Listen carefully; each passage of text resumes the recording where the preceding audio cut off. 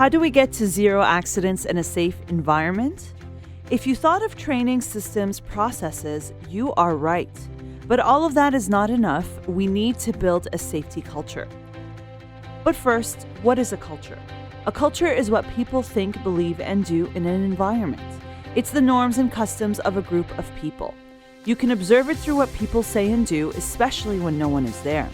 For example, in a plant, we might have the safety policy on the walls everywhere, but no one really cares and employees don't abide by the safety procedure. That gives you a sign of the culture in that organization. Do you think a safety culture emerges overnight? Of course not. It goes through several stages. In comes the Bradley curve. What is the Bradley curve, you wonder? Well, the Bradley curve was created by someone named, Bradley, of course, who was a plant manager at DuPont. Bradley came up with the idea that the culture goes through stages until it reaches an interdependent level where we have a strong safety culture. Research by DuPont has proven a link between the cultural strength and safety. The stronger the culture, the lower the accident and injury rates and the better safety performance. Let's look at this curve. It maps the culture strength to injury rate and describes the 4 stages of safety culture. At a basic level, we have instinct. This is where you don't have a cohesive culture. It's each person to his own. So people work out of instinct. They focus on doing the work.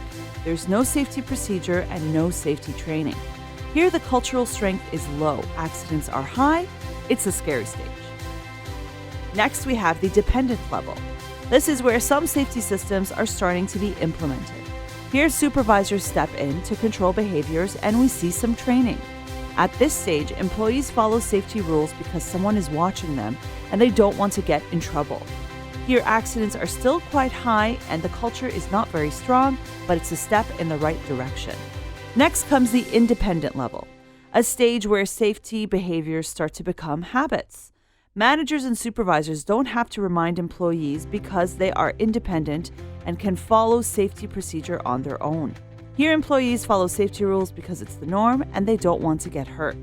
Accidents start to decline as employees are responsible for their own actions. The stage where we all hope our organizations are is the interdependent level. Here, the focus is on teams and employees show safety leadership. They take responsibility not just for their own safety, but for others. They share feedback, best practices, and suggest improvements. Employees do not just follow procedure, they believe in the vision. They don't just conform, they commit. They do things so no one gets hurt. What about your organization? Where are you on the Bradley curve? Observe the behaviors and attitudes around you, map them to the curve, then think of what can you do to reach and sustain the interdependent level. Remember, it's a journey for you and your team.